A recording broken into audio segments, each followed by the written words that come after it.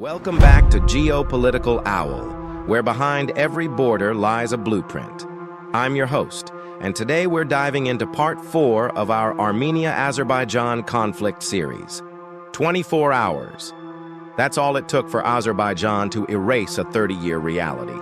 When I began researching what happened in September 2023, I realized I was witnessing not just the end of a conflict, but the complete dissolution of a de facto state and the unraveling of Armenia's entire security architecture.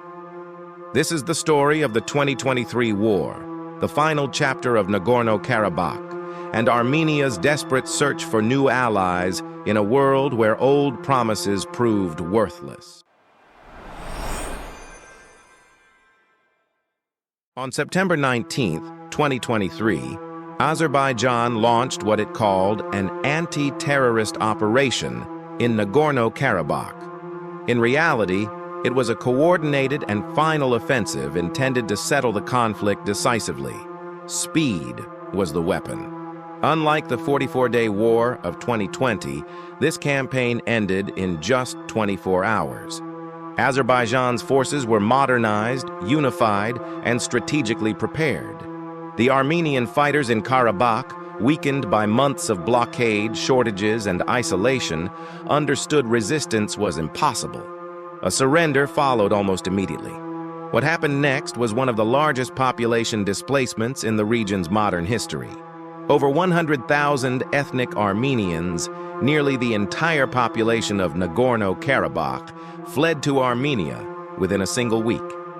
Long convoys filled the Lachin Corridor as families left homes, churches, and graves tied to generations of memory. By January 2024, the self-proclaimed Republic of Artsakh formally dissolved. 3 decades of de facto independence disappeared in a matter of months. A geopolitical chapter closed abruptly.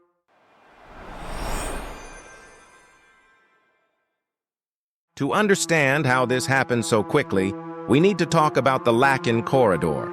After the 2020 ceasefire, this narrow mountain road became Nagorno-Karabakh's only connection to Armenia, and Russia's peacekeepers were supposed to guarantee its security. But in December 2022, something changed. Azerbaijani activists, some say with government backing, set up a checkpoint blocking the corridor, claiming to protest illegal mining. What started as a protest became a blockade. For 9 months, Nagorno-Karabakh was essentially under siege. When I researched the humanitarian impact, the numbers were shocking. Food shortages, medicine running out, fuel supplies exhausted, and Russian peacekeepers, they did nothing to enforce the corridor's security. This blockade weakened Karabakh fatally. By September 2023, when Azerbaijan struck, resistance was impossible.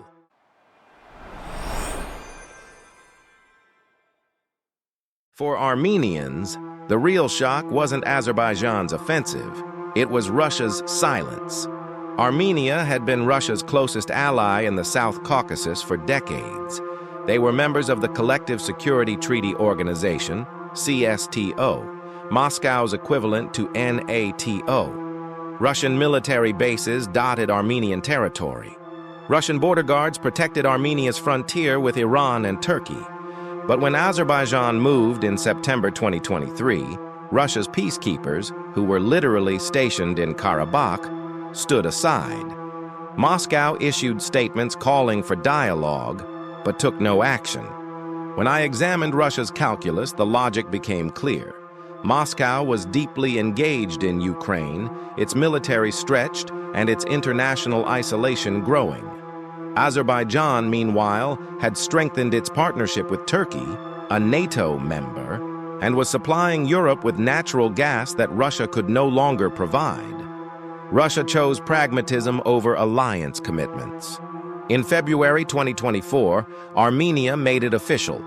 Prime Minister Pashinyan announced Armenia was freezing its participation in the CSTO, calling the alliance ineffective and unable to protect Armenian interests. Decades of Russian security guarantees had proven hollow. This was not just a diplomatic shift, it was a foundational change in Armenia's foreign policy identity. There is another key actor observing these developments closely: Iran. Tehran has long been one of Armenia's few consistent partners, not out of sympathy, but strategic necessity. Iran fears Azerbaijan's increasingly close ties with Turkey and Israel, both of which challenge Iranian regional influence. And here is the crucial demographic factor. More ethnic Azeris live in northern Iran than in Azerbaijan itself. What truly alarms Tehran is the emerging Turkey-Azerbaijan-Israel axis. Turkey provides military and diplomatic support. Israel supplies advanced weaponry and drone systems. Azerbaijan, in return, offers Israel intelligence access along Iran's northern border and critical energy cooperation. This alignment isn't merely about Armenia, it is about containing Iran. The proposed Zangezur Corridor heightens these concerns. By connecting mainland Azerbaijan to Nakhchivan and onward to Turkey, it could create a direct transit route that bypasses Iran, potentially weakening its economic and strategic position. So, the new regional configuration is taking shape. Turkey, Azerbaijan, and Israel advancing their corridor strategy, Russia weakened, and Iran watching uneasily from the south. The South Caucasus is being fundamentally restructured. So where does Armenia turn when its traditional protector steps back and new power blocks close in? Armenia has begun pivoting west, and the pace of this shift has been striking. In 2024, Armenia conducted joint military exercises with the United States, something unprecedented in its history. Yerevan also initiated discussions on closer alignment with the European Union. And Prime Minister Pashinyan spoke openly about joining the International Criminal Court, a move that, in principle, would require Armenia to arrest Vladimir Putin if he ever visited, given the ICC's warrant. Yet, geography remains Armenia's greatest constraint. The country shares no land border with any Western power. It is surrounded by Turkey, historically hostile, Azerbaijan, now militarily dominant, Georgia, cautious and Russia-wary, and Iran, strategically defensive. Armenia is attempting to pivot west while positioned firmly inside Russia's traditional sphere of influence. The West can offer diplomatic support, economic cooperation, and some military training, but whether it can provide real security guarantees remains uncertain. The 2023 offensive did more than end Nagorno-Karabakh. It shattered Armenia's security doctrine, exposed the limits of Russian protection, and opened a new strategic contest in the South Caucasus. Armenia now faces a profound dilemma: how to secure itself amid stronger neighbors, shifting alliances, and the massive challenge of absorbing more than 100,000 displaced people. But the story doesn't end here. In August 2025, a new dynamic emerged when the Armenian and Azerbaijani leadership came together under U.S. mediation to pursue a historic peace framework. In the next episode, we break down the agreement itself. What did Armenia and Azerbaijan actually agree to?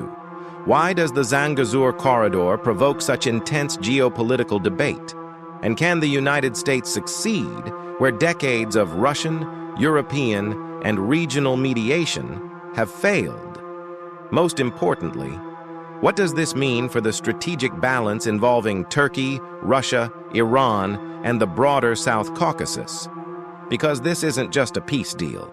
It may redefine the geopolitical map of the South Caucasus. If this video helped you understand this complex situation, hit that like button and subscribe to Geopolitical Owl. What do you think? Can Armenia's Western pivot succeed? Drop your thoughts in the comments below.